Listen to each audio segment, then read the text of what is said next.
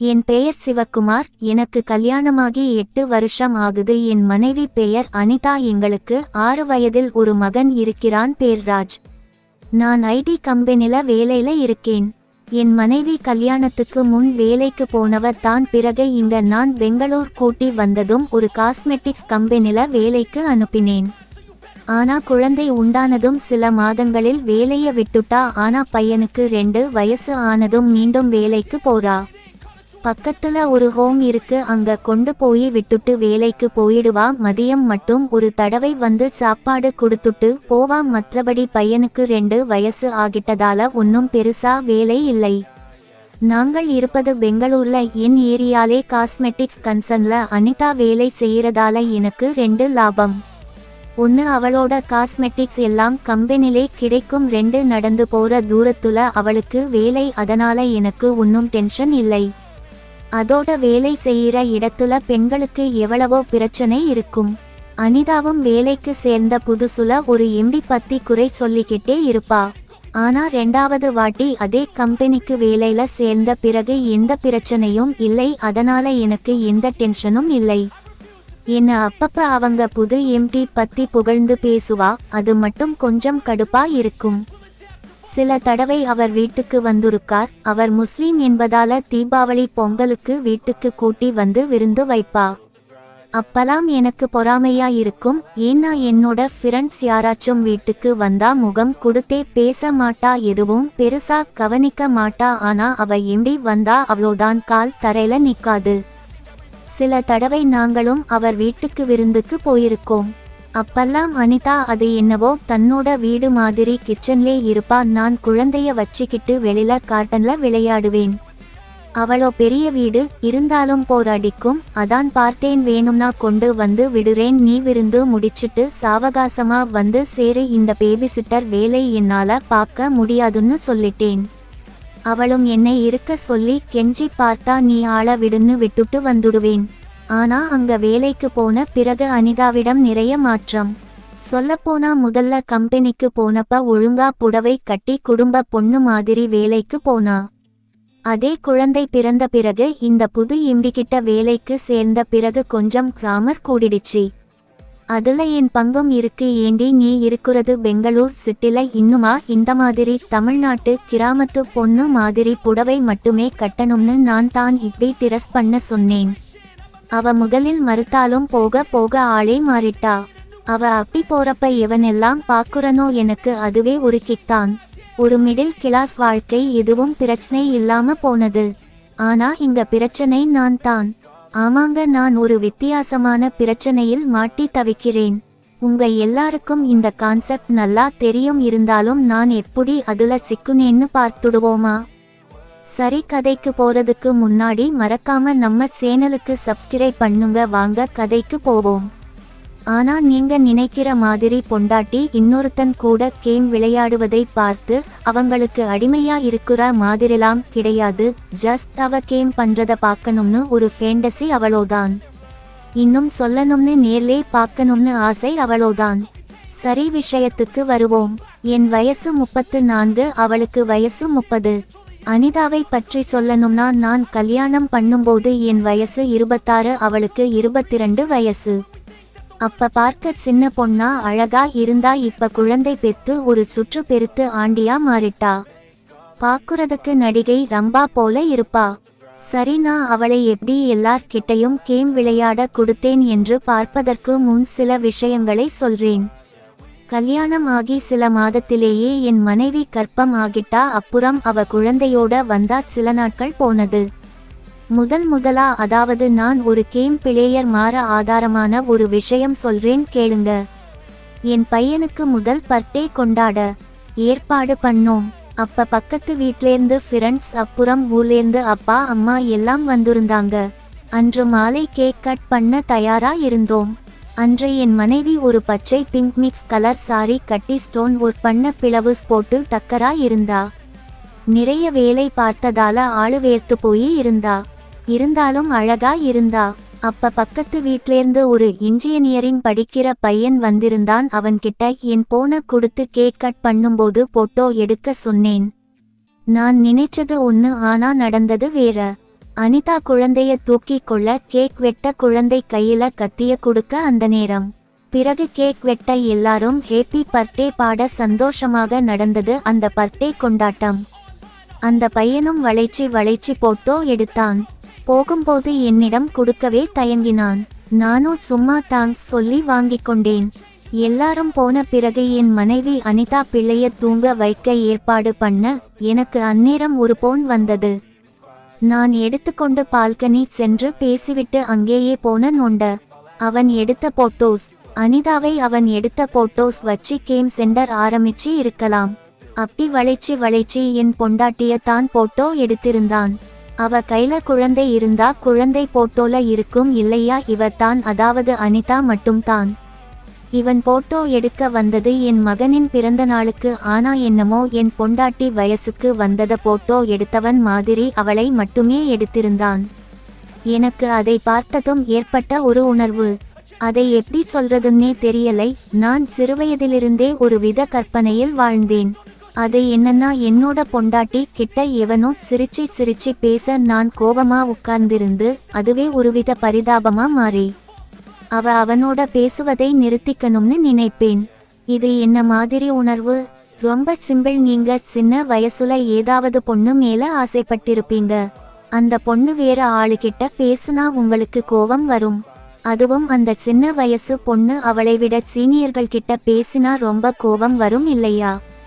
அதே தான். ஆனா நான் மேலே சொன்ன மாதிரி யோசிப்பேன். இதிலிருந்து தொடங்கிய என்னோட பிரச்சனை, இன்னைக்கு ஒருத்தன் என் மனைவிய போட்டோ எடுத்துருக்கான்னு நினைக்கும்போது ஏனோ ஒருவித சந்தோஷம். 2 காரணம். ஒன்று என் மனைவியின் அழகு, அதுல எனக்கு ஒரு பெருமை. இன்னொன்னு, அப்படிப்பட்ட அழகான ஒருத்திய நான் ரொம்ப பூ மாதிரி பார்த்துக்கிட்டேன். அதையே வேற ஒருத்தன் கேம் விளையாடின எப்படி இருக்கும்? இந்த ஒரு உணர்வே என்னை அந்த எக்ஸைட் நிலைக்கு கொண்டு வந்துடுச்சு. இந்த நாள் என் வாழ்வை மாற்றிய நாள். இதிலிருந்து ஆரம்பிச்சு என் மனைவி கூட எங்காச்சும் வெளியில போனா அவளை எவனாச்சும் பாக்குறனா அப்படின்னு பார்ப்பேன். அந்த போட்டோ எடுத்த பையன் எப்பவாச்சும் என் வீட்டுக்கு வருவான். இப்படியான சூழலில் இந்த ஒரு ஃபேண்டசியை மனதுக்குள் வைத்தபடி என் மனைவி அனிதாவுடன் கிட்டத்தட்ட 5 வருஷம் வாழ்ந்திருக்கேன்.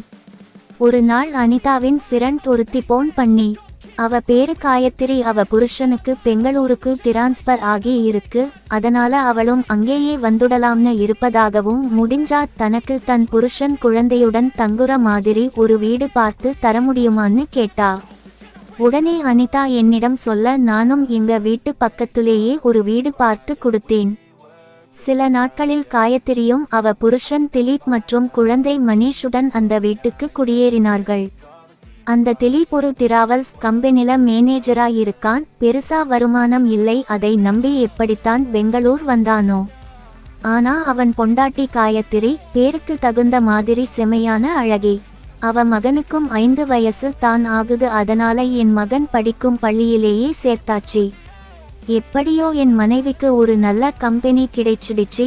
ஆனா அது எத்தனை பெரிய ஆபத்தில் சென்று முடியும்னு அப்ப எனக்கு தெரியலை. நாங்க நல்லபடியா பழக ஆரம்பித்ததும் சில நாட்களில் காயத்ரி என் மனைவி மூலமா அவளும் வேலைக்கு செல்ல ஆரம்பித்துவிட்டாள். கிட்டத்தட்ட ஒரே தெரு தான் என்பதால் 2 பேரும் சேர்ந்தே வேலைக்கு போவதும் வருவதுமாக இருந்தார்கள். வீக் எண்டு வீட்டுக்கு செல்வதும் வருவதும் என்று ஜாலியாக இருந்தார்கள். அவங்க ஜாலியா இருந்தாங்கன்னா நீ என்ன பண்ணன்னு கேக்குறீங்களா? நான் தான் ஐடி கம்பெனில வேலைக்கு போறேனே, எனக்கு எங்க நேரம்? கதைய ஆரம்பிப்போமா? அதாவது அது ரொம்ப தூரம் போயிருக்கு. எனக்கு இன்று தான் தெரிய ஆரம்பிக்குது. அது ஒரு ஞாயிற்றுக்கிழமை. என்னங்க, இன்னைக்கு என் ஃப்ரெண்ட் காயுவும் அவ ஹஸ்பண்ட் தில்லும் மதியம் லஞ்சுக்கு வராங்க. தில்லா? அதான் திலி, சும்மா செல்லமா அப்படித்தான் கூப்பிடுவேன். ஓ, அந்த அளவுக்கு வந்தாச்சா? சரி வரட்டும். நான் என்ன பண்ணணும்? போய் மட்டன் வாங்கிட்டு வாங்க, நல்லா தொடை கறியா பார்த்து வாங்கிட்டு வாங்க, அவருக்கு அதான் பிடிக்கும். ஊர்ல தரையில தான் உட்கார்ந்து சாப்பிடுவோம். இப்ப பெங்களூர்ல அதெல்லாம் கிடையாது, எல்லாம் டைனிங் டேபிள் தான். என்னோட உண்மையான பேக் கிரவுண்ட் கோயம்புத்தூர்ல சின்ன வீடு வச்சுக்கிட்டு ஜாலியா இருப்பதை பத்தி சொல்லவும் வேணுமா?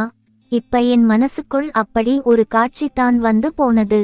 அதாவது திலீப் என் பொண்டாட்டிய ஒரு கேம் விளையாட வச்சிருக்கிறது மாதிரியும் அனிதா அவனுக்கு கறி சமைச்சு அவனுக்கு இலை போட்டு பரிமாறி அப்படியே அவன் சாப்பிட்டு முடித்தவுடன் கேம் விளையாட்டு போல தோன்றவும் நேரா கறிக்கடைக்கு வண்டியை எடுத்துக்கொண்டு பறந்தேன்.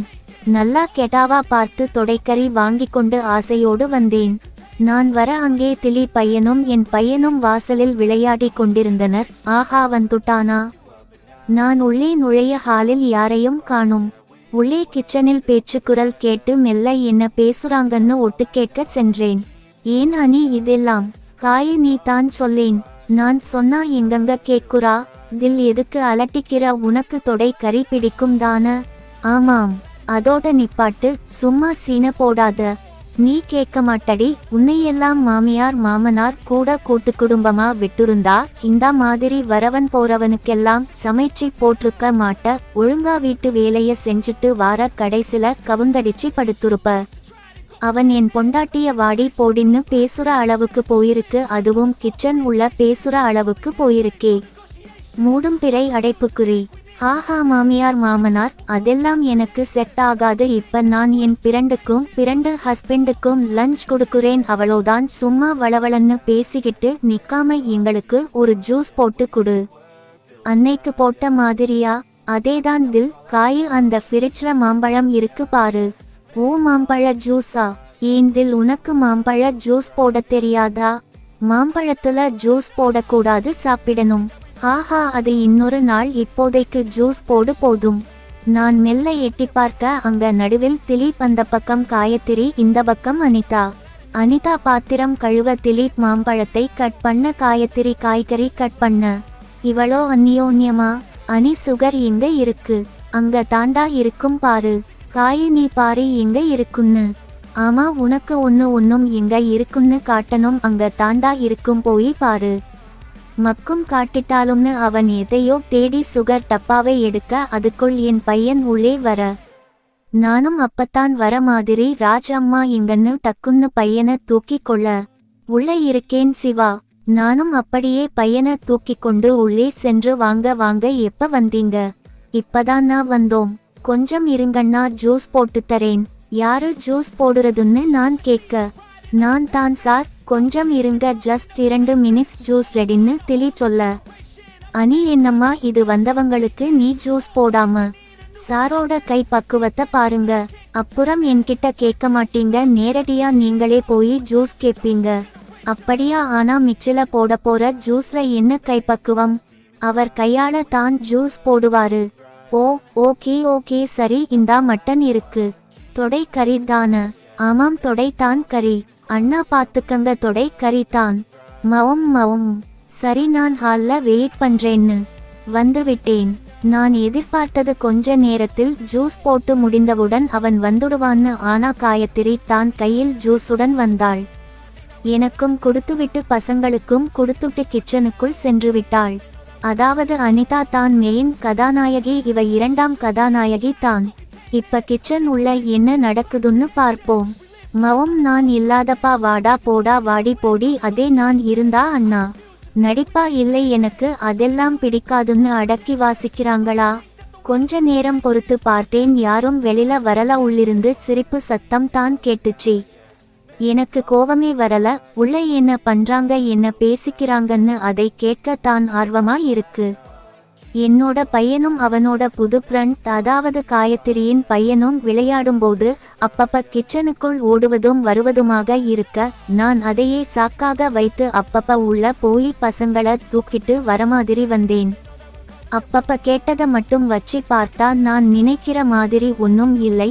3 பேரும் நல்ல நண்பர்கள், அவ்வளோதான். மாம்பழ ஜூஸ் போட்டாலே வேற மாத்தி நினைக்க கூடாது இல்லையா?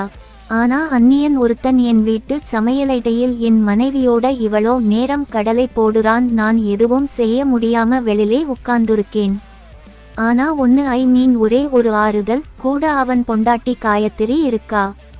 இந்த மாதிரி ஒரு மனநிலையோட நான் எத்தனை வருஷம் தான் வாழுறது? கேம் நடந்துட்டா ஆகா எப்படி இருக்கும்? நான் அதையே நினைத்து கொண்டிருக்க, அந்த காயவும் திலீப்பும் வெளியில் வந்தனர். பின்னாடியே அனிதாவும் அதே நிலையில் வெளியில் வந்தா. நான் வேற நினைவுக்குள் போனாலும், ஹலோ என்னாச்சு, ஏன் இவளோ வேர்வை? அனி நீயாச்சும் சொல்லக்கூடாதா? பாரு எப்படி ஆகிட்டாங்க, வீட்டுக்கு வந்த கெஸ்ட்டை இப்படித்தான் பண்றதா? அடடா ரொம்ப பண்ணாதீங்க, இவ்வளோ நேரம் வெட்டியா இருந்தீங்க, அவங்க தான் ஹெல்ப் பண்ணாங்க. இல்லை அனி அண்ணா விடுங்க, நாங்க என்ன வேத்து ஆளா, எல்லாம் ஒண்ணுக்குள்ள ஒண்ணு தான. காய கஞ்சிமிட்டி சிரிக்க அவள் இயல்பா சிரிக்கிறாளா இல்லை ஏதாவது தெரியவில்லை. சரி உள்ள வாங்க, நான் வேற டிரஸ் தரேன்னு 2 பேரையும் இந்த பெட்ரூம் உள்ளே கூட்டி போனாள் என் மனைவி அனிதா. கொஞ்ச நேரத்தில் அனிதா மட்டும் வெளியில் வந்தாள். என்ன அனி நீ டிரஸ் மாத்தலை, நீயும் தான் வேர்வையோட இருக்க. எப்படி தில்லு, முன்னாடியே நானும் டிரஸ் மாத்தவா? இல்லை அனி உன்னை பார்த்தாலும் கஷ்டமா தான் இருக்கு, இருந்தாலும் வேற டிரஸ் மாத்திக்கலாமேன்னு தான் கேட்டேன். அடடா அக்கறை தான், இருங்க அவங்க வரட்டும், நான் குளிச்சிட்டு வரேன், கொஞ்ச நேரம் ரிலாக்ஸ் பண்ணுங்க. சிறிது நேரத்தில் என்னோட லுங்கிய கட்டியபடி என்னுடைய ஷர்ட் ஒன்றை கையில் பிடித்தபடி திலீப் வெளியில வந்தான். என்ன ஷர்ட் போடலையான்னு அனிதா கேட்க, அது ரொம்ப டைட்டா இருக்கு அனி, அதான் சார் ஃப்ரீயா விட்டுட்டாருன்னு அவன் பொண்டாட்டி சொல்ல, உடனே அனிதா என்னையும் அவனையும் மாறி மாறி பார்த்துவிட்டு, ஆமாம் காயு உங்க வீட்டுக்கார் கொஞ்சம் பல்கா தான் இருக்காருன்னு சிரித்தபடியே சொல்ல, கண்ணு வைக்காதீங்க மேடம்னு அவனும் சிரிக்க, இவளோ பெரிய உடம்புல கண்ணு வச்சு ஒன்னும் குறைஞ்சிடாதுன்னு நான் அவங்களை உட்கார சொன்னேன். பசங்க 2 பேரும் உள்ளே ஓடி வர, காயு அவர்களை கொஞ்ச திலீப் பந்தாவா கால் மேல கால் போட்டுக்கொண்டு பேப்பர் படிக்கலானான். நான் ஏனோ என்னையும் அறியாமல் தலை குனிந்து உட்கார்ந்திருந்தேன். என் வீட்டு ஹாலில் அவன் சட்டை இல்லாமல் லுங்கியை கட்டிக்கொண்டு உட்கார்ந்திருப்பது என்னமோ எனக்கு நான் அவன் வீட்டில் இருப்பது போல இருந்தது. மவம் என்னமோ நடக்கட்டும். கொஞ்ச நேரத்தில் அனிதா குளித்துவிட்டு வெளியில் வந்தா. இவ என்ன வேணும்னு செய்கிறாளா? ஓகே கைஸ் வாங்க சாப்பிட போலாம். நான் டைனிங் டேபிளை அப்பத்தான் கவனித்தேன். அதில் ஒன்றும் இல்லை, எல்லாமே கீழே அடுக்கப்பட்டிருந்தது. என்னாச்சு, ஏன் எல்லாம் கீழே இருக்குன்னு நான் அப்பாவியாக கேட்க, சாருக்கு டைனிங் டேபிள் பிடிக்காதாம், கிராமம் மாதிரி தரையில தான் சாப்பிட பிடிக்குமாம். அனிதா சொல்ல சொல்ல எனக்கு சற்று முன் கற்பனை பண்ணி பார்த்த காட்சி அப்படியே மனதுக்குள் ஓடியது. மவம் சிவா, நீ நினைச்சது நடந்துடும் போலன்னு. மகிழ்வுடன் நான் அமர என் பக்கத்தில் ஆளுக்கொருவனாக மனிஷும் ராஜும் ஒட்டிக்கொண்டு உட்கார்ந்துட்டாங்க. மனிஷ் இப்படி வந்து உட்காரு, மாமாவை டிஸ்டர்ப் பண்ணாதன்னு காய கத்த, இருக்கட்டும் விடுமா பசங்க இப்பத்தான் என்கிட்ட நெருங்கி இருக்காகங்கன்னு நான் அவர்களை என்னருகில் உட்கார வைத்து கொண்டேன். அடுத்ததாக எதிரில் காயு உட்கார, அடுத்து திலீப்பும் உட்கார என் மனைவி எல்லாருக்கும் பரிமாறினாள். அது என்னன்னு தெரியணும், சரி முதல்ல சாப்பிடுவோம். என் மனைவி நல்லா சீன் காட்டிக்கிட்டே பரிமாற தொடங்கினாள். அனிதா அவன சாப்பாடு போட்டு கவனிச்ச கவனிப்பு இருக்கே, எங்க வீட்லேருந்து யாரு வந்தாலும் இப்படி கவனிக்க மாட்டா. அவளோ ஏன் என்னையே அப்படி கவனிச்சதில்லை. அது எப்படி அவளுக்கு வேண்டியப்பட்டவங்களை மட்டும் இட்டி கவனிக்கிறா? ஐயோ, அவளோட எம்டி வந்துட்டா அவளோதான். அவன் வேற முஸ்லீம், அவனுக்கு பிரியாணி செய்யறதும் சிக்கன் வறுக்கிறதும் வீட்டே 2ஆக்கிடுவா. நான் கொடுத்து வச்சது அவளோதான் போல. திலீப் அனிதாவை பார்த்து, ஏன் மேடம் நீங்க மட்டும் சாப்பிடாம இருக்கீங்க? அதான் எல்லாம் பக்கத்திலே இருக்கே, வாங்க உட்கார்ந்து சாப்பிடுங்க. ஆமா அனி நீயும் உட்காரு. காயத்ரி அதை வழிமொழிய, அப்படிங்கிற ஓகே ஆரம்பிப்போம்னு திலீப் பக்கத்துல உட்கார்ந்தா பாருங்க. முற்றுப்புள்ளி. அது வேணும்னு இல்லை, என் பக்கத்துல இடம் இல்லை. ஆனா திலீப் பக்கத்துல போட்டிருந்த பெட்ஷீட் நீளமா இருந்ததால அவன் பக்கத்துல உட்கார்ந்துட்டா. எப்படியோ ஒரு வழியா சாப்பிட்டு முடிச்சோம். நான் மீண்டும் குழந்தைகளுடன் செட்டில் ஆக, பசங்க உங்ககிட்ட நல்லா ஓட்டிக்கிட்டாங்க சிவா. அப்படியே ஹால்ல டிவி முன்னாடி எல்லாரும் ஆஜர் ஆனோம். மெல்ல பேசிக்கொள்ள ஆரம்பித்து சிரித்து மகிழ்ந்தாங்க. நான் வேடிக்கை பார்த்தபடி காயுவ பார்க்க, அனியும் தில்லும் கண்ணால பேசிக்கொண்டதை ரசித்து கொண்டிருந்தேன். அவர்கள் பேசியதில் எனக்கு பல விஷயங்கள் தெரிய வந்தது. அதாவது அவங்க 3 பேரும் கோயம்புத்தூர்ல ஒரே காலேஜ்ல படிச்சவங்க. காயுவும் திலீப்பும் லவ் பண்ணிருக்காங்க. அனிதா காயத்ரியோட பிறண்டு. அவங்க லவ்வர்ச்சா சுத்துனப்ப இவங்க ரொம்ப ரொம்ப ஹெல்ப் பண்ணிருக்காங்க. யாரு? என் பொண்டாட்டி அனிதா தான். அப்புறம் வீட்டுக்கு தெரியாம ரிஜிஸ்டர் மேரேஜ் பண்ணிக்கிட்டாங்க. ஆனா காய வீட்ல கொஞ்ச நாள்ல சமாதானம் ஆகிட்டாங்க. திலீப் வீட்ல இப்ப வரைக்கும் ஏத்துக்கலை. இதுல இவனுக்கு வேலை சரி இல்லைன்னு ஒரு தடவை திலீப்ப காயுவோட அப்பா இன்சல்ட் பண்ணி பேசிட்டதால இவன் அவங்க மாமனார் வீட்டுக்கு போறதே இல்லையாம். போனா காயத்ரி மட்டும் தனியா குழந்தையோட போய் பாப்பாளாம். இதுதாங்க அந்த 3 பேர் வாழ்க்கையின் முன் கதை சுருக்கம். இதனால தான் என் மனைவி இவளோ உரிமையா பேசியிருக்கா. அன்று மதியம் இப்படியான கழிய மாலை அவர்கள் விடைபெற்று கிளம்பினார்கள். இப்ப எல்லாமே என் கையில தான் இருக்கு. எப்படி இந்த விஷயத்தை ஆரம்பிக்கிறது? ஆமாங்க, என் பொண்டாட்டிக்கு எப்ப கேம் விளையாடும் நாளும் என்னை சார்னு தான் கூப்பிடுவா. ஒருவேளை அவளோட இந்திய சார்னு கூப்பிடுறாளே, அவங்களுக்குள்ள கேம் விளையாட்டு எதுனா இருந்த அதே நினைப்புல என்னை சார்னு கூப்பிடுறாளோன்னு ஒரு டவுட்டு. அதையும் கேட்டேன். ஆனா நீங்க ஐடி கம்பெனி எம்ப்ளாயி, உங்களை சார்னு கூப்பிட்டா என்ன தப்புன்னு சொல்லிட்டா.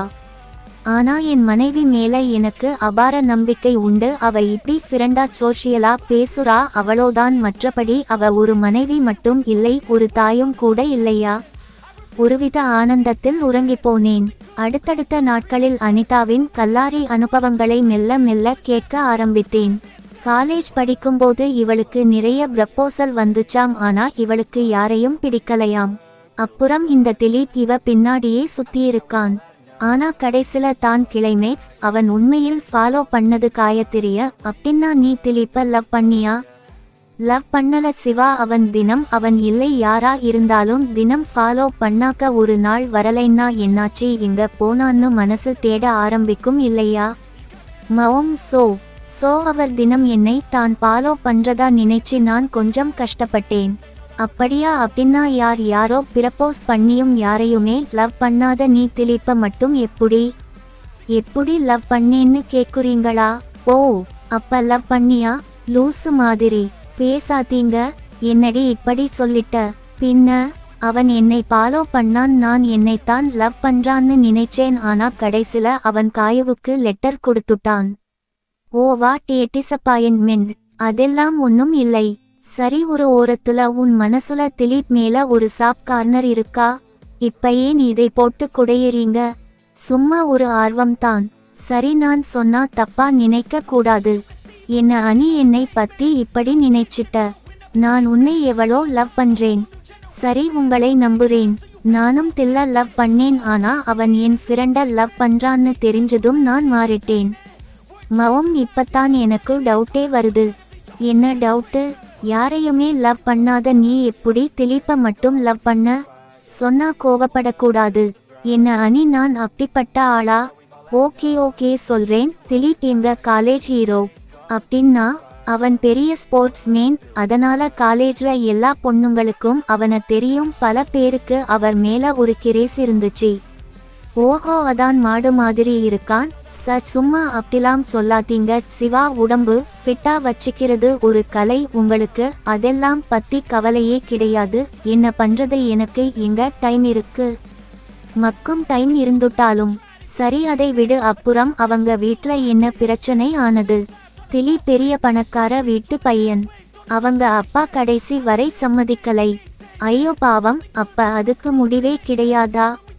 என்ன பண்றது? திலி கூட பிறந்தது ஒரு அண்ணனும் அக்காவும். அவங்க அப்பாவுக்கு ரொம்ப உடம்பு சரி இல்லை. கொஞ்ச நாள்ல எப்படியும் சமாதானம் ஆகிடுவாங்க. ஓஹோ, ஓகே. அப்புறம் காலேஜ்ல ஜாலியா சுத்தி இருப்பாங்க. யாரு?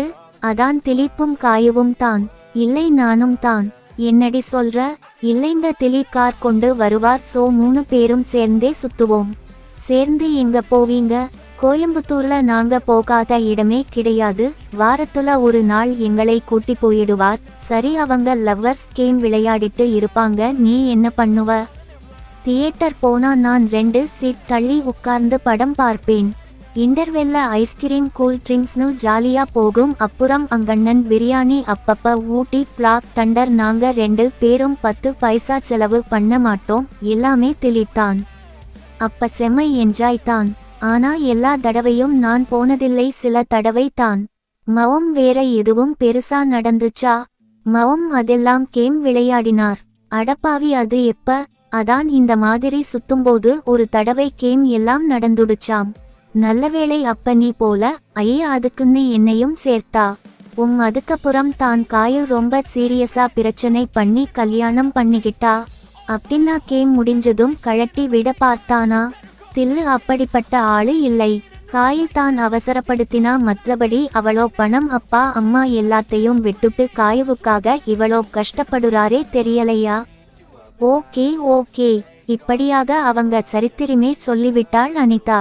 இனி நான் தான் திட்டம் போடணும். ஒரு புது பிளாட் வாங்கினேன். அதுவும் எப்படி 30 லட்சம். ஏதோ என் அதிர்ஷ்டம், பக்கத்துல எதுவும் வீடு வராத ஏரியா, இப்பத்தான் டெவலப் ஆகுது. அதனால லோனை போட்டு வீட்டுல கொடுத்த பணம் எல்லாம் போட்டு கட்டி வாங்கியாச்சு. புது வீட்டுக்கு குடி போனோம். எல்லா கொண்டாட்டமும் முடிந்தது. இனி லோனுக்கு டியூ கட்டியே வாழ்க்கை போயிடும் போல. இதுல என்ன பிரச்சனைன்னா, இந்த புது வீட்டால நாங்களும் காயத்ரி மற்றும் திலி சந்திப்பது அரிதாகி விட்டது. ஒன்லி வீக்கெண்ட் மட்டுமே. அதனால என்னோட திட்டம் கிடப்பில் போடப்பட்டது. ஆனால் சில மாதங்களில் என் ஆசை நிறைவேற ஒரு திட்டத்தை அனிதாவே சொன்னா. என்னங்க, நான் ஒன்னு சொன்னா கோவப்படக்கூடாது. நீ சொல்லி நான் என்னைக்கு கோவப்பட்டிருக்கேன்? அது என் ஃப்ரெண்டு, அதான் நம்ம காய இருக்காளே, அவளுக்கு பெரிய பிரச்சனை. என்னம்மா? தில்லு இப்ப டிராவல் ஏஜென்சில தான வேலை செய்யறாரு. அதனால இவர் ஒரு கார் வாங்கி விடலாம்னு ஐடியா பண்ணிருக்கார். நல்ல விஷயம் தான. அதுக்கு எங்க ஆபீஸ்ல லோன் கேட்டிருக்கா. நான் எதுனா ஹெல்ப் பண்ணணுமா? இல்லைங்க, அவளுக்கு 2 லட்சம் தேவைப்பட்டுச்சு. என்னோட ரெக்கமெண்டேஷன்ல ஈஸியா லோன் கிடைச்சிருச்சு. சரி, இப்ப அதை திருப்பி கட்டணும். அதுக்கு கஷ்டமா இருக்கு. சோ அவளை நம்ம கூட தங்க வச்சுக்கிட்டா அவ இந்த வாடகை தரவேண்டிய அவசியம் இல்லை. இன்னும் கொஞ்ச நாள்ல அவ பிரச்சனை சால்வ் ஆகிடுச்சுன்னா நமக்கு வாடகையா ஒரு அமௌண்ட் கொடுத்துடுவா. இதை சொல்லவா இவளோ தயங்குன? நாமளும் இந்த அத்துவான ஏரியால தனியா எவளோ பயந்துகிட்டு இருக்கோம்.